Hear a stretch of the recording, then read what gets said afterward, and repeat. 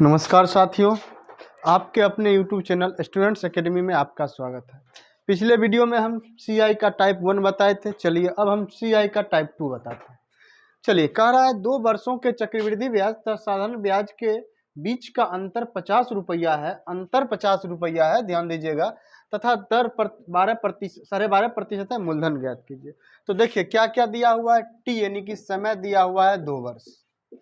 आगे आपका दिया हुआ है R यानी कि दर प्रतिशत 12.1/2%, और हमको पूछ रहा है P बराबर व्हाट, और कुछ नहीं दिया हुआ। तो चलिए हम क्या करेंगे, सबसे पहले हम बताए थे पिछले वीडियो में, दर को सबसे पहले हम भिन्न में बदलेंगे। तो 12 दूनी 24, 1 25/200, चलिए काटिए 1/8। अब हम क्या करेंगे, अगर आपका समय 2 वर्ष दिया हुआ है तो जो दर है और ये हर जो आ रहा है उसको हम स्क्वायर कर देंगे। अगर समय 3 वर्ष रहेगा तो इसको क्यूब रूट करेंगे। तो लेट P इक्वल टू, यानी कि 8 का स्क्वायर करेंगे 64। अब चलिए हम 64 पर हम निकालते हैं CI, यानी कि हम माने हैं कि 64 मेरा मूलधन है।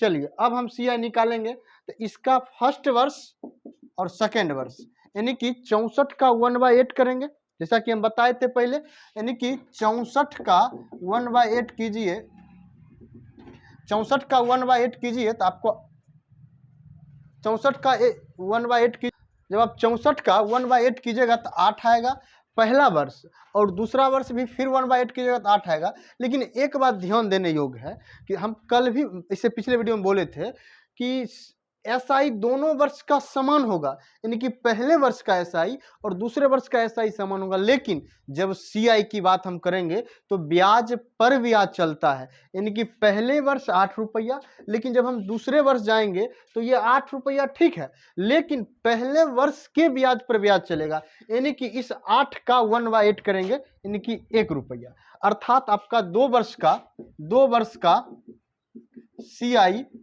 17। लेकिन ये अभी आंसर नहीं आया है, क्या कि हम 64 लेट माने हैं मूलधन। चलिए अब हमको क्या दिया हुआ है, 2 वर्ष के CI और SI का अंतर 50 रुपया है। चलिए 50 रुपया है, और आपके अनुसार अंतर कितना रुपया है। ये हो गया आपका SI 2 वर्ष का SI आपका 16 रुपया, और 2 वर्ष का CI 8 दूनी 16, 1 17 रुपया। यानी कि अंतर जो होता है ये नीचे वाला होता है, यानी कि 2 वर्ष के CI और SI का अंतर कितना, 1 रुपया। तो 50/1 हम तुलना करेंगे। उसके बाद हमको निकालना है, क्या निकालना है, मूलधन निकालना है। तो मूलधन से गुना करेंगे 64। चलिए अब आप गुना कीजिए, 5 चौक 20, बाकी 2, 6 पचे 30, 2 32, 1 शून्य 1 शून्य, यानी कि 3200 आपका आंसर आया है। चलिए अब हम इसके बाद दूसरा टाइप बताते हैं।